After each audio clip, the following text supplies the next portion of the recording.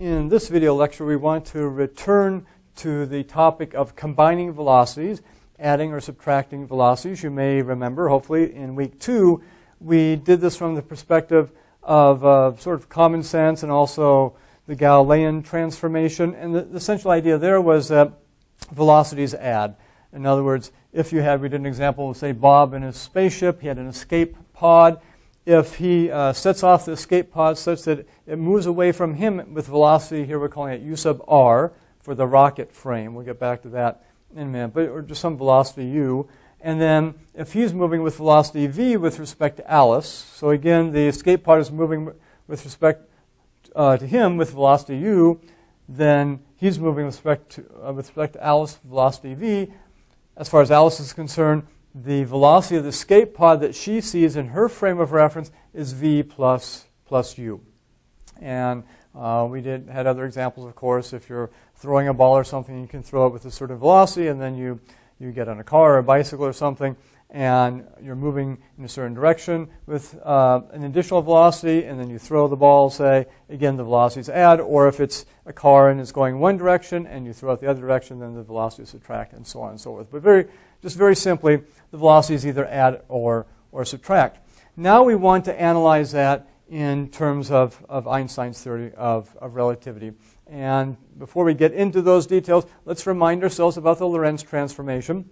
So I've written the two basic equations here, where the r's stand for, in this case, the rocket frame. So that's what we're going to call it this time. We could call it Bob's frame, of course. But we'll say it's the rocket frame moving with some velocity v to the right compared to Alice. And we'll say she's in the lab frame, thus the L's here. So for a given event with x and t coordinates, a space coordinate x and a time coordinate t, someplace along the x-axis here in terms of as Bob essentially looks at that event in his coordinates, then we can get Alice's coordinates of that event using the Lorentz transformation.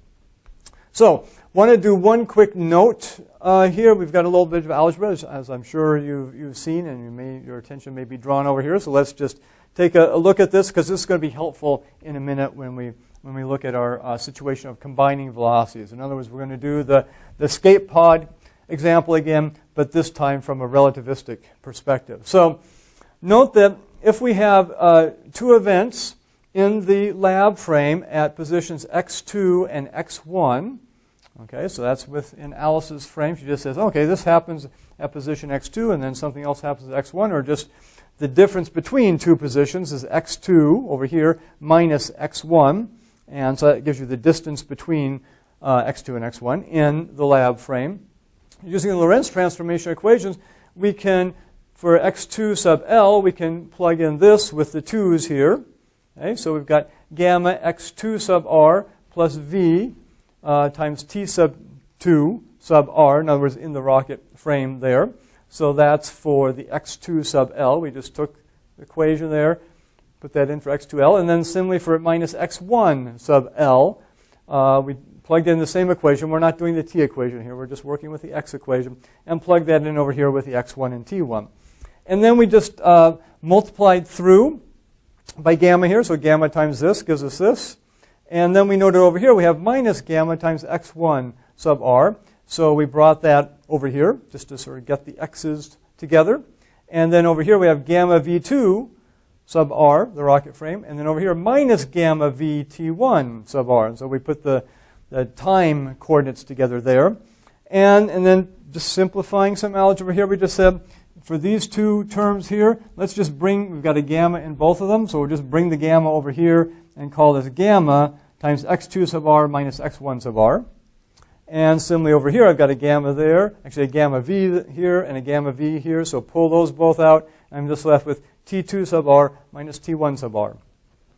And then I note, well, that's our delta notation that we've used before. In other words, if I've got here x2 sub L minus x1 sub L, we'll call that delta XL, the change in x sub L in the lab frame. And here I've got the same thing, but it's delta x sub R, the change in x in the rocket frame.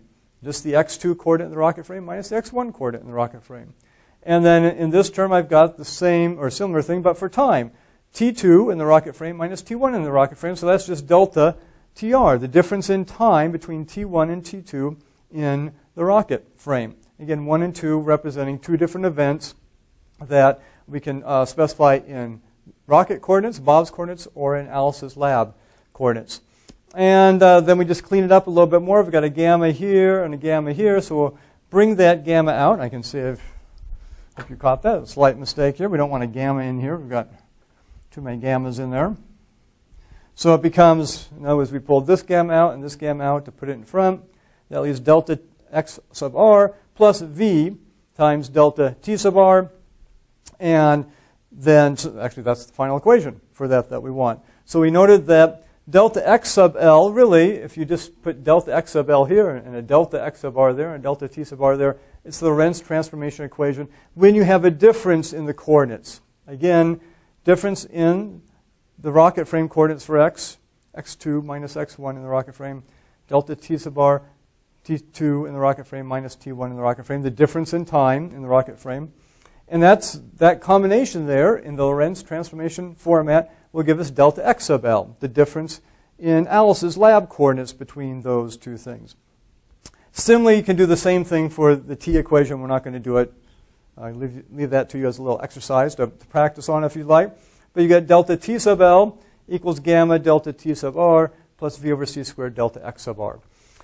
Now you might be asking, why? That's sort of nice, but why are we interested in this? Well, let's come back to our escape pod situation and remind ourselves what velocity is all about. Velocity is simply change in distance, the distance covered, divided by an elapsed time. And we can write that as, so it's distance covered.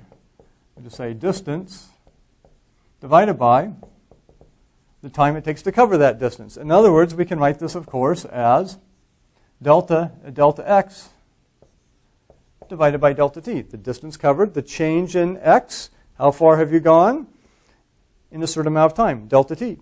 x2 minus x1 divided by t2 minus t1. And so clearly for Bob here, in terms of the escape pod, we could write u sub r. Okay, this is the velocity that Bob is measuring for the escape pod, is simply going to be delta x sub r divided by delta t sub r. Again, those are in his coordinates. As always, Bob has his lattice of clocks, his measuring system he's using, and they're all synchronized. Alice has her lattice of synchronized clocks that she's using, and the Lorentz transformation allows us to switch back and forth between those two systems. And so now we're saying, let's look at a velocity of the escape pod in Bob's frame of reference. And clearly, using his measuring system, he's at rest as far as he's concerned. Very simple to just say, okay, how far did this escape pod, he shoots off the escape pod, measures how far did it travel in a certain amount of time, and that's the velocity he's going to get for his escape pod. Now what we'd like to find, though, is what is the velocity that Alice sees in her frame of reference for that escape pod going off. And as you might guess, since we're doing this, it's not going to simply be u sub r plus v, or v plus u sub r, whichever way you want to do that in the simpler Galilean transformation example we did before. So what we can say, though, right off the bat, is just from the basic definition that the velocity of the escape pod in Alice's frame of reference is going to be u sub L. That's just definition. And it's going to be the distance covered in her frame of reference divided by the time elapsed in her frame of reference. And now hopefully you can see why we just did this little example over here, because the Lorentz transformation allows us to have a delta XL here and a delta TL. And so now what we have to do is raise the board a little bit to give us some room, but take these equations here and put them into the equation, Alice's equation for the velocity of the escape pod, u sub L, in the lab frame of reference, her frame of reference, and see what we get for it. Okay? So we'll leave that up just a second here. Now let's just have this. I think we don't need too much room, actually, fortunately, for this. So let's rewrite this. We'll say, okay, Alice says u sub L is delta x sub L over delta t sub L. Lorentz transformation. Okay? And we know u sub r up here or remind ourselves, u sub r equals delta x sub r over delta t sub r. And that's given to us. Bob measures that for us. Bob says, hey, I measured my escape pod going off and used delta x sub r, delta t sub r, and gives us some value for that. So we know what u sub r is. Now we want to find out what that value is as far as Alice sees it. That's going to be distance covered in her frame and of the escape pod and divided by the elapsed time. So using our results from over here, and let's give us a little more room here. We'll say this equals, so u sub L equals, here's delta x sub r. So we write gamma times delta x sub r plus v delta t sub r. And this, by the way, is one of the examples where we're finding the Lorentz transformation is very useful, why we spent the time to actually derive it, see where it comes from. So it's not just a magic formula or anything like that. So that's delta x sub L in terms of delta x sub r, delta t sub r. And delta t sub L is gamma from this equation right here times delta t sub r plus v over c squared delta x sub r. Okay. One nice thing right away, we see the gammas cancel. So we don't have to worry about gamma here. And then you look at this and say, well, what's going on? We'd like to make it a little simpler. Well, we'd like to get u sub r in here someplace because we know what u sub r is. Bob has told us what the velocity is in terms of his measurement. Can we get something in here that involves u sub r? In fact, we can if we do this. Let's factor out a delta t sub r from each of these terms here. Okay, and rewrite this and see what we get. So remember the gammas cancel, so we don't have to worry about those anymore. So I've got delta t sub r times, well, this term then becomes delta x sub r over delta t sub r, right? This term here, delta x sub r, can be written in this form, delta t sub r times this, in the denominator here, up here, that cancels. That's just delta x sub r in a little more complicated format there. Plus the second term, we pulled the delta t sub r out here, so that's just going to be v times 1, or v. I have a great v there. Let's make it a little better. Looks a little better. Okay, so that's the numerator, the top part there. Again, all I did was pull out the delta t sub r from this term and a delta t sub r from this term and rewrote it like this. Okay, just a little bit of algebra there. Now let's do the same thing actually for the bottom denominator here, the bottom part. So we're going to pull out a delta t sub r. And this first term just becomes 1 then, because delta t sub r times 1 is delta t sub r. And then I've got the v over c squared here. That's not going to change. And I pulled out a delta t sub r from this term. So just like we did up here, this becomes delta t sub r. Oops, sorry, my mistake. Delta x sub r over delta t sub r. So just use a little algebraic trick there to pull out delta t sub r. And one thing we know right away is these delta t sub r's are going to cancel. So we get rid of those. But why did we do this? Well, look what we've got inside here. I've got a delta x sub r over delta t sub r. Another one down here, actually, delta x sub r over delta t sub r. And that is u sub r, by definition. So I can replace this and this with just the value u sub r that Bob is going to tell us. And now we'll erase this over here so we can write it nicely. So this comes up here.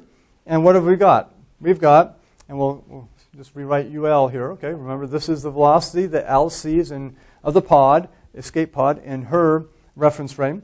So I've got U sub L equals, on the top, this is just a U sub R, by definition, delta x sub r over delta t sub r, plus V. And on the bottom, I've got 1 plus V over c squared times u sub r. And that's my answer. Okay, now I have found, if I know how fast Bob is moving with respect to Alice, and Bob shoots off his escape pod, and he tells me how fast it's going in his frame of reference, where again, he is stationary, he's measuring it, receding away from him, going away from him, and he gives me that velocity here, then I can find out what Alice is going to measure the velocity of the escape pod as. It's going to be the velocity that Bob measures plus the velocity between reference frame velocity here, the difference in velocity between the two reference frames. And then on the bottom, 1 plus v over c squared u sub r. Sometimes we write this like this, just so, slightly different form. We obviously can do v plus u sub r plus v if you want, but we'll do that. And then on the bottom, sometimes we just write it as 1 plus u sub r v over c squared, or you could do v u sub r over c squared. It doesn't really matter there. Okay, let's look at what this is telling us. First of all, so that's our final answer. Here was our derivation. Not too difficult, hopefully. And remember where it came from. We just said, by definition, velocity is change in position divided by the elapsed time. And we just use the Lorentz transformation equation to go from Bob's frame of reference to the version in Alice's frame of reference. And again, this is what we get here. So this comes over here. Well, it sort of looks like the Galilean transformation if you think about it, because look at this. On the bottom, on the top, the numerator, we have ur plus v. That's just what we did normally in everyday common sense experience, Galilean experience you could call it, I suppose. You just add the velocities. You say, Alice would say, okay, it's just going at u sub r for Bob, and then I'm just going to add the velocity to it, and that will give me the velocity that I see. Except we've got this denominator factor down here. And note what is down here. We've got a 1 plus a v over c squared factor, or urv over c squared. Note that this factor here is going to be very small unless both v and ur are pretty close to the speed of light. Under normal circumstances, here I've got 1 plus 0.00000, a whole bunch of zeros out there, 15 or so.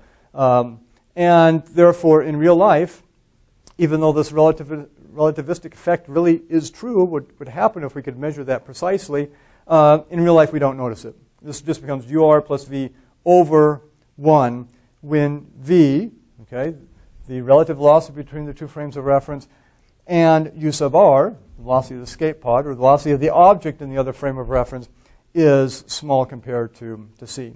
So we see that this reduces to the Galilean, our normal Galilean transformation, addition of velocities, combining of velocities that way, when ur and v are non-relativistic, as we might say. In other words, not near the speed of light. Now let's look at a couple other things too, though. So that's good news. If we didn't get that, something would have been wrong, because we know in our everyday experience the Galilean transformation, addition of velocities, works. Let's also look at the case, what if u sub r equals 0? It's always good, as we've done before, to just try some simple numbers in here and see what happens. So if u sub r equals 0, notice if the velocity of the escape pod is 0 to Bob, which means he hasn't shot it off from his ship, okay, we would expect then, it's just going to be traveling along with his ship, Alice should see the velocity of the escape pod just to be v, because that's what the velocity of Bob's ship is. And if the escape pod is just stuck to the ship, its velocity has got to be v as well in terms of what Alice observed. So let's see if our equation works. U sub r equals 0. So let's plug that in here. So we'll say that leads to u sub l equals 0 plus v over 1 plus, well, if u sub r is 0, this whole thing over here becomes 0. 0 times anything is 0, of course. So it's just 1 plus 0. I get v divided by 1. That's just v. And that's exactly what we'd expect to get. Okay, so that if velocity of the pod, or whatever the object is 0, then the velocity as Alice sees it of the object is just the velocity of the difference in the frames of reference, really, the relative velocity between them. So that's one thing to check. Let's do another one here. Okay, so that checks out. What if v is 0? Okay, if v is 0, then think about what's happening here. That means Bob and Alice really are standing next to each other. Bob shoots off the escape pod. In other words, Bob is not moving with respect to Alice. They're side by side, stationary with respect to each other.